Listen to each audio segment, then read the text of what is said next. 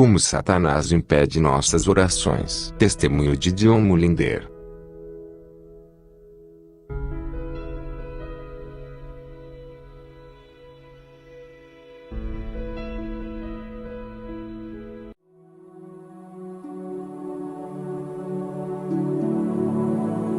Eu gostaria de compartilhar com vocês parte de um testemunho de uma pessoa salva que já serviu ao diabo.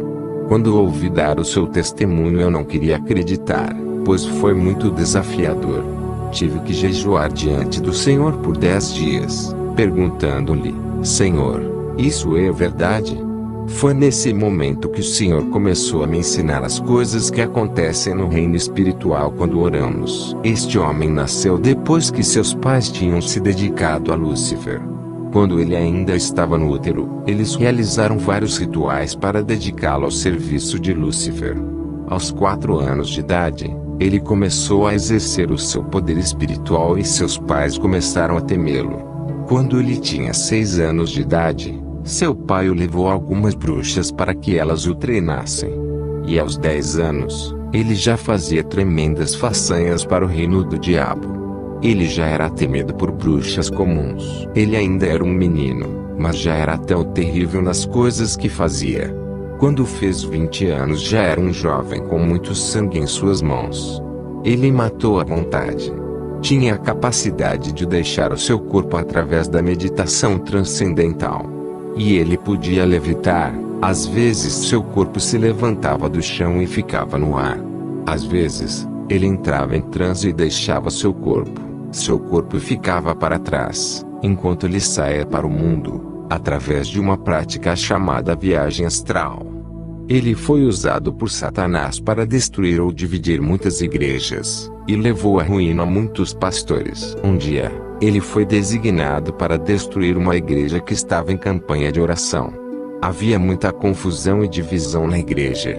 Ele começou a trabalhar contra ela, mas, nesse momento, o pastor chamou toda a igreja para fazer jejum. Como a igreja começou a jejuar, houve muito arrependimento e muita reconciliação. As pessoas se reuniram e começaram a orar para o Senhor trabalhar no meio delas. Elas continuaram intercedendo e clamando a Deus para ter misericórdia delas e intervir em suas vidas. À medida que os dias passavam, o homem veio de novo contra a igreja com espíritos demoníacos. Mas uma palavra profética veio, dizendo aos cristãos para se levantarem e travarem uma guerra contra os poderes das trevas que estavam atacando a igreja. Então, um dia, o homem deixou seu corpo em seu quarto para ir numa viagem astral. Ele liderou uma poderosa força de espíritos demoníacos contra a igreja.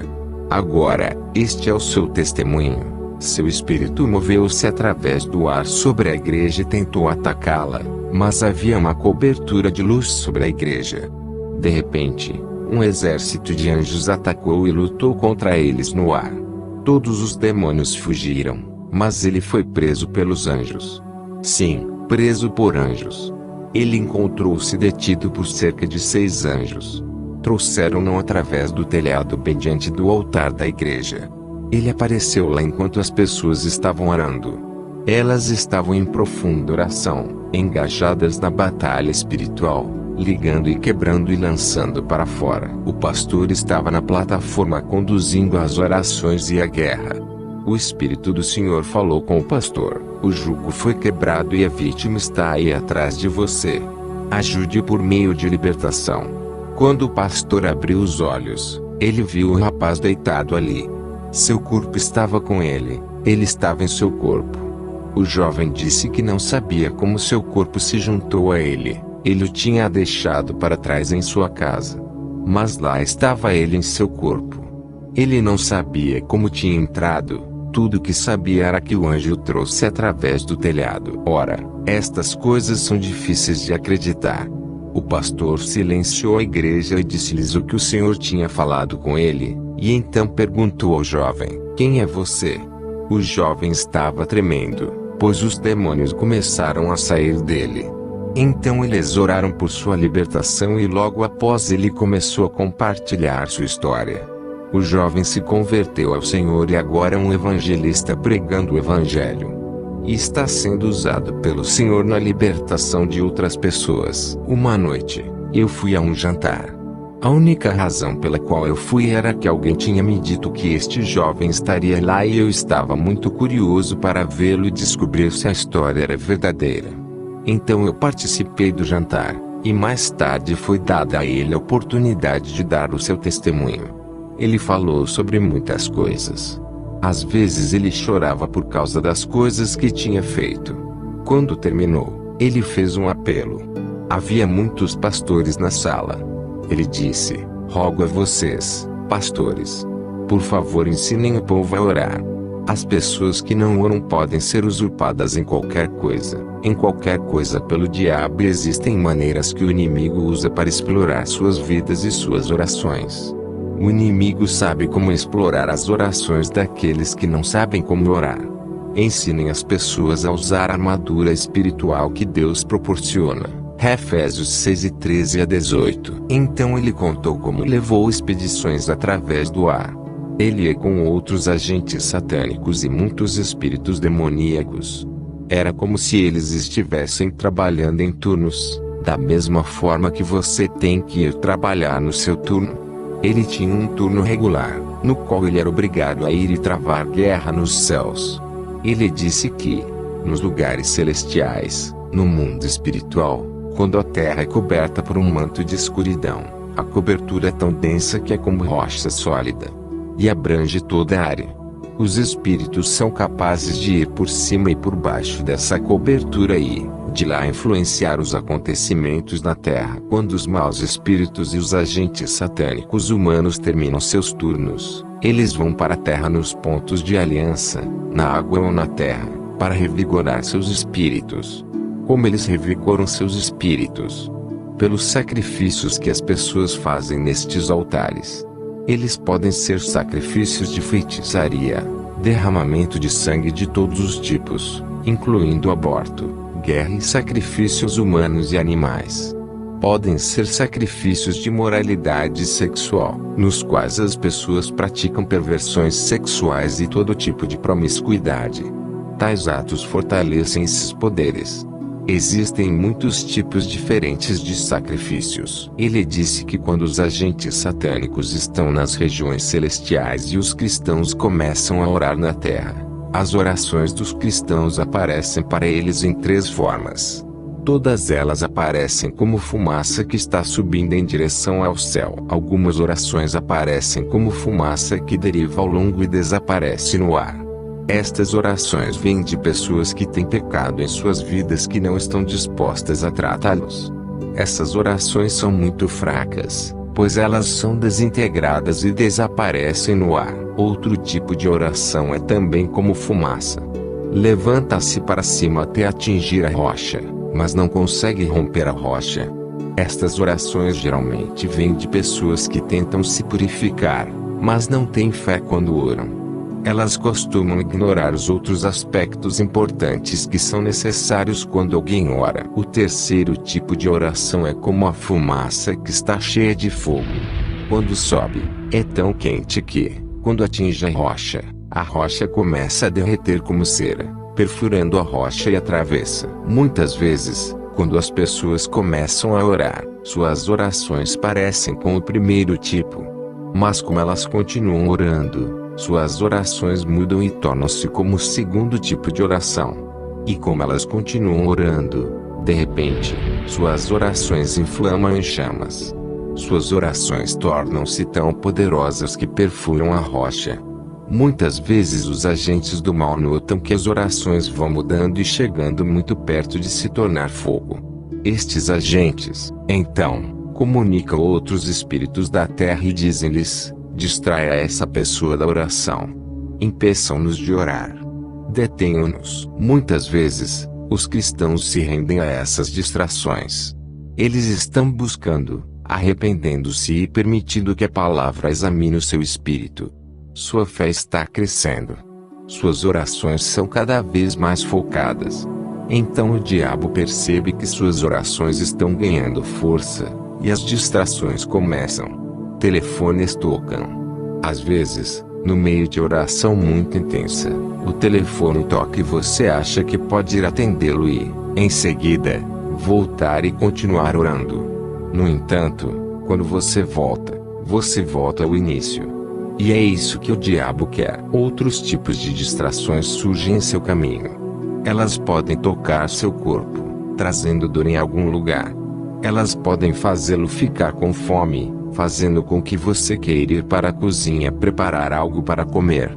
Se eles conseguirem tirar você desse lugar, eles terão derrotado você. Ele disse aos pastores: ensinem as pessoas a reservar algum tempo, não apenas para a oração casual. Eles podem fazer isso o resto do dia. Uma vez por dia, eles devem ter um momento em que eles estarão se concentrando de todo o coração em Deus, sem distrações. Se as pessoas insistirem nesse tipo de oração e se permitirem ser inspiradas no Espírito para continuar, alguma coisa acontecerá no Espírito. O fogo atinge a rocha e ela derrete. O homem disse que, quando o degelo começa, ele é tão quente que nenhum espírito demoníaco pode suportar. Nenhum espírito humano pode suportar. Todos eles fogem. Aparece uma abertura no reino espiritual. Tão logo ela aparece, todo o problema na oração para. A pessoa que está orando no chão, sente que a sua oração, de repente, torna-se tão boa, tão agradável, tão poderosa e intensa. Eu descobri que, naquele momento, normalmente perdemos toda a consciência de tempo e outras coisas. Não que nos tornemos descuidados, pois Deus cuida de nosso tempo. Mas é como se você abandonasse tudo e se conectasse com Deus. O homem disse que quando as orações rompem, a partir daquele momento não há mais resistência e a pessoa pode continuar orando, enquanto ela quiser. Não há nenhuma resistência para detê-la. Então ele disse que depois que a pessoa termina a oração, a abertura continua aberta. Ele disse que quando as pessoas saem de seu local de oração, e seguem sua rotina, a abertura se move junto com elas. Elas não estão mais operando sob a cobertura.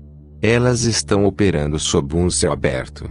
Ele disse que, nesse estado, o diabo não pode fazer o que quiser contra elas. A presença do Senhor é como um pilar do céu sobre suas vidas. Elas são protegidas, e há tanto poder dentro do pilar que, por onde elas forem, a presença toca outras pessoas também. Elas discernem o que o inimigo tem feito em outras pessoas. E enquanto elas falam com as pessoas que estão junto delas, essas pessoas também vêm para dentro do pilar. Enquanto elas ficam dentro do pilar, todas as amarras impostas pelo inimigo enfraquecem. Então, quando as pessoas que experimentaram este avanço espiritual compartilham Jesus Cristo com os pecadores, a resistência dos pecadores é baixa. É muito fácil trazê-los até a salvação. Quando oram pelos enfermos ou sobre outras coisas, a presença que está com elas faz toda a diferença. O homem disse que o diabo odeia essas pessoas. Ele disse que, em lugares onde a oração acontece regularmente desta forma, a presença de Deus vem sobre aquele lugar e não sai mais. Quando as pessoas que não conhecem a Deus entram em tal lugar, todas as amarras de repente se enfraquecem. Como você pode imaginar, todos nós ficamos olhando para o homem enquanto ele nos contava as coisas que costumava fazer e ver.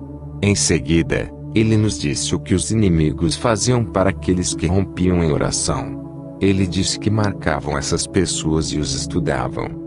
Desenterravam tudo o que pudessem encontrar sobre eles, então sabiam de suas fraquezas. Quando alguém superasse em oração e rompesse, eles se comunicavam com outros espíritos dizendo: marque-o com isso e isso. Estes são os seus pontos fracos. Entretanto, quando a pessoa sai de seu quarto de oração, o espírito de oração é sobre ela, a presença é com ela. Seu espírito é elevado e a alegria do Senhor é a sua força. No entanto, o inimigo sempre tenta trazer coisas que possam distraí-la de se concentrar no Senhor. Se a fraqueza da pessoa é na área de temperamento, o inimigo vai levar pessoas a fazer coisas para deixá-la irritada. Se ela não é sensível ao Espírito Santo e se permite perder a paciência, Ela tira os olhos do Senhor. Ela fica irritada, se sente furiosa. Então, depois de alguns minutos, ela quer esquecer tudo e seguir em frente com a alegria do Senhor. No entanto, não se sente mais alegre. Ela tenta se sentir bem de novo, mas não pode. Por quê? Enquanto ela estava cedendo à tentação, os demônios estavam trabalhando duro para fechar a abertura acima dela. Depois de terem restaurado a rocha, a presença é cortada. A pessoa não deixa de ser um filho de Deus. Mas o extra de unção sobre a sua vida, a presença que buscou além do seu próprio esforço, é cortada. O inimigo busca conhecer as suas áreas de fraqueza. Se a fraqueza é a tentação de cometer imoralidade sexual, o inimigo vai preparar pessoas ou eventos, algo para despertar a paixão de repente para levar à tentação. E se a pessoa cede à tentação e abre a mente para receber e entreter os seus pensamentos, quando ela volta e quer estar novamente na unção, ela descobre que a unção não está mais lá. Você pode dizer: isso não é justo. Basta lembrar o que a Bíblia diz: coloque o capacete da salvação, vista a couraça da justiça. Nós normalmente não entendemos o papel dessas armas na guerra. Mas lembre-se que Jesus nos ensinou no final da oração do Senhor: não nos deixeis cair em tentação, mas livrai-nos do mal. Toda vez que você tiver um avanço na oração, lembre-se que você ainda é um ser humano fraco. Lembre-se que ainda não foi aperfeiçoado. Diga ao Senhor, pedi ao Senhor que proteja contra as armadilhas do diabo. Deus é capaz de fazê-lo. Ele é capaz. É por isso que as coisas acontecem às vezes. Tudo que você precisa dizer é: obrigado, Jesus. É por isso que o apóstolo Paulo escreveu no livro de Tessalonicenses 5:18: dê graças a Deus em tudo, pois esta é a vontade de Deus em Cristo por você. Algumas coisas não são boas. Elas são dolorosas e nos perguntamos por que Deus permite que aconteçam. Mas, se soubéssemos do que Ele está nos salvando, nós o agradeceríamos. Quando aprendermos a confiar no Senhor, nós o agradeceremos em tudo. O homem disse que quando a oração rompe assim, a resposta sempre vem. Ele disse que não soube de um único caso em que a oração rompeu e a resposta não veio. Ele disse que a resposta sempre vinha, mas que na maioria dos casos, nunca alcançou a pessoa que pediu. Por quê? A batalha é nos céus. Ele disse que, depois que o inimigo conseguisse cortar o céu aberto e restaurar a rocha, ele observava a pessoa e esperava, porque ele sabia que a resposta definitivamente viria. Então o homem disse algo que realmente abalou minha fé. Foi por causa do que ele compartilhou a seguir que jejuei por 10 dias perguntando: Senhor, isso é verdade? Você pode provar isso para mim? O homem disse que cada cristão tem um anjo que o serve. Sabemos que a Bíblia diz que os anjos são espíritos ministradores que nos servem. Ele disse que quando as pessoas oram, a resposta vem nas mãos de seu anjo. O anjo traz a resposta, assim como lemos no livro de Daniel 10.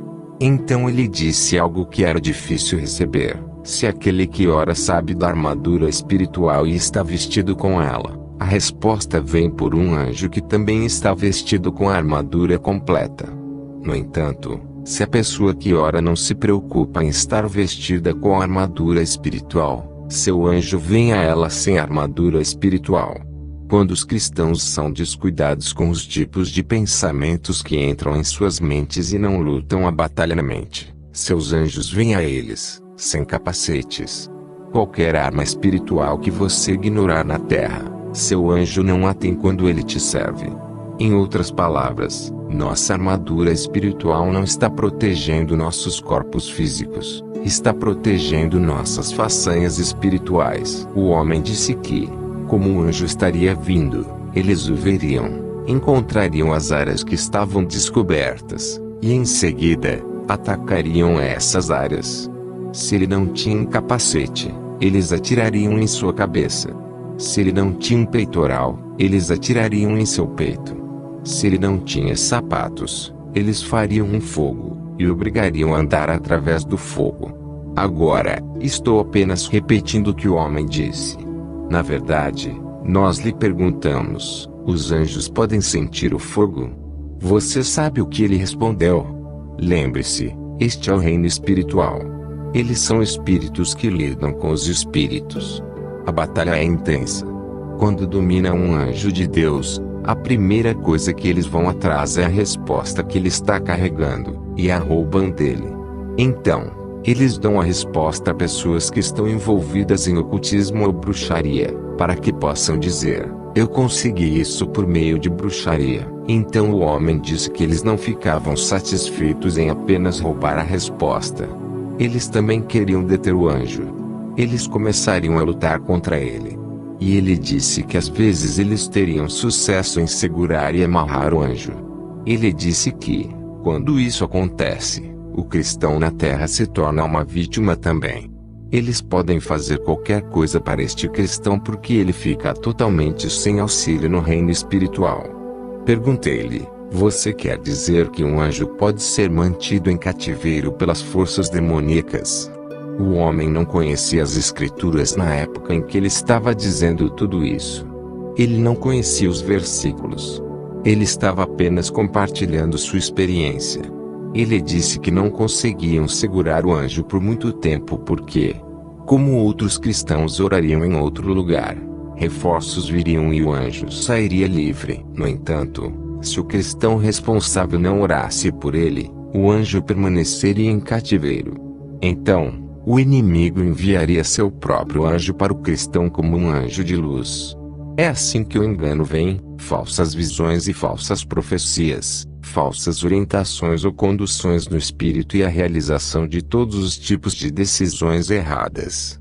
E muitas vezes essa pessoa fica aberta a todos os tipos de ataques e escravidão. Deixei o jantar extremamente preocupado. Eu perguntei ao Senhor: Senhor, eu não quero nem tentar acreditar nisso. Isso tira toda a minha confiança, a minha segurança. Durante os 10 dias em que busquei o Senhor fez duas coisas. Ele não só confirmou as coisas que eu tinha ouvido falar, mas também abriu minha mente para entender muito mais sobre o que acontece no reino espiritual do que o homem nos disse. E 2, ele me levou para ver o que devemos fazer quando as coisas estão acontecendo, de modo que não sejamos derrotados, mas que possamos triunfar. Precisamos conhecer e realmente chegar a um termo com 3 coisas. Primeiro, como usar as armas da nossa milícia. A Bíblia chama de armadura de Deus, Efésios 6, 13 a 18. Não é nossa armadura, e a armadura de Deus. Quando a usamos, nós permitimos que Deus lute por nós. Segundo, compreender a relação entre espíritos ministradores, que são anjos, e nossas vidas espirituais, e ser sensível ao que está acontecendo em nossos corações como uma direção sobre o que precisa ser feito no reino espiritual em nosso nome. Isso nos leva à terceira coisa: o Espírito Santo. Não devemos considerar o Espírito Santo como nosso servo, que está nos servindo e trazendo-nos as coisas. Ele não corre para trás e para frente entre nós e o Pai para lhe dizer o que precisamos. Esse é o trabalho dos anjos. Ele está ao nosso lado. Fazendo o quê? Guiando-nos, ensinando-nos, direcionando-nos, ajudando-nos a orar no caminho certo. E quando essas coisas estão acontecendo no reino espiritual, ele nos permite saber. Às vezes ele nos acorda no meio da noite e diz: ore. Mas você diz: não. Minha hora ainda não chegou. E ele diz: ore agora. Por quê? Ele vê o que está acontecendo no reino espiritual. Às vezes, ele diz: amanhã sem falta. Mas você diz: não, vou começar na segunda-feira. Mas ele entende o que está acontecendo no reino espiritual. Devemos aprender a ser sensíveis ao Espírito Santo. Ele nos guia pelas veredas da justiça. Que Deus o abençoe e renova seu zelo para o combate. Amém.